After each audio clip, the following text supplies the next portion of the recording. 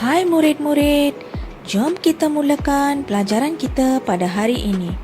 Unit 19, tema 7, pertanian dan penternakan. Objektif pembelajaran kita pada hari ini ialah cikgu berharap murid-murid dapat memahami, mengenal pasti dan menggunakan ayat perintah. Sekarang, murid-murid boleh buka buku teks jilid 2 muka surat 48. Apakah yang dimaksudkan dengan ayat perintah? Ayat perintah ialah ayat yang diucapkan dengan tujuan memberikan arahan, larangan, ajakan atau menyampaikan permintaan. Mari kita baca dialog ini bersama-sama dan lengkapkan dengan ayat perintah. Tajuk: Harumnya Daun Kesum. Ayah: Hasan, tolong ambil botol plastik yang dipotong itu. Hasan: Baiklah ayah, saya akan mengambil botol plastik itu. Ayah: Sila masukkan tanah ke dalam botol itu. Jadi murid-murid, tulisan yang berwarna hijau ini adalah ayat perintah. Hasan: Baiklah ayah, botol itu akan ditanam pokok apa? Ayah: Harap kamu dapat menanam pokok kesum di dalam botol itu. Hasan: Baiklah ayah, selepas itu apakah yang perlu saya buat? Ayah: Tolong siram.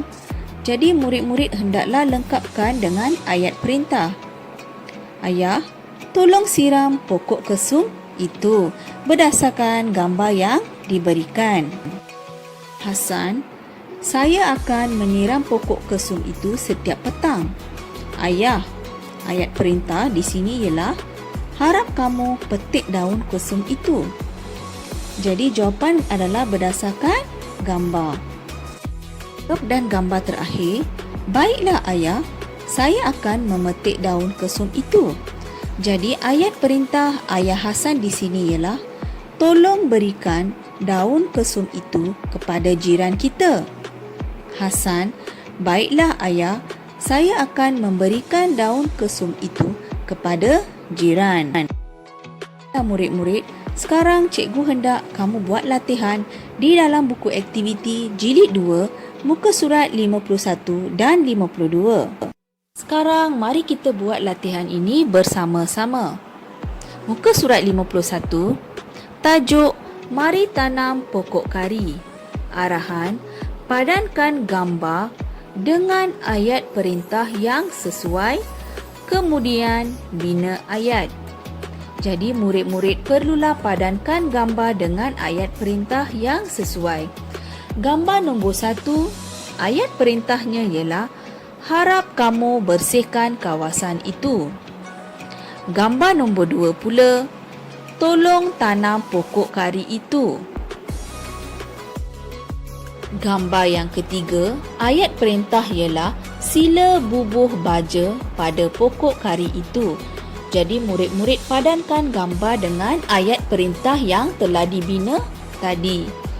Gambar yang keempat, dengan petik daun kari itu. Baiklah, sekarang latihan muka surat 52 pula, arahan bina ayat perintah berpandukan gambar.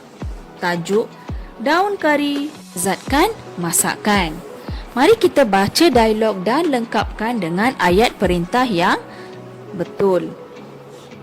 Ayat perintah yang diberikan bagi gambar nombor 1 ialah tolong. Jadi ayatnya, Puan, tolong bungkuskan daun kari itu.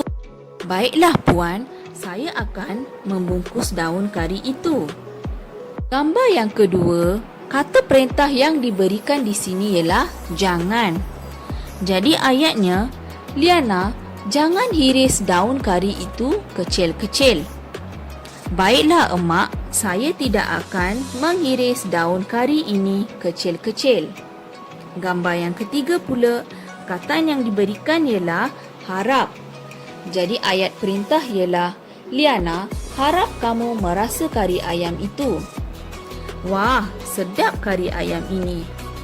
Selamat menjawab, selamat belajar. Terima kasih semua.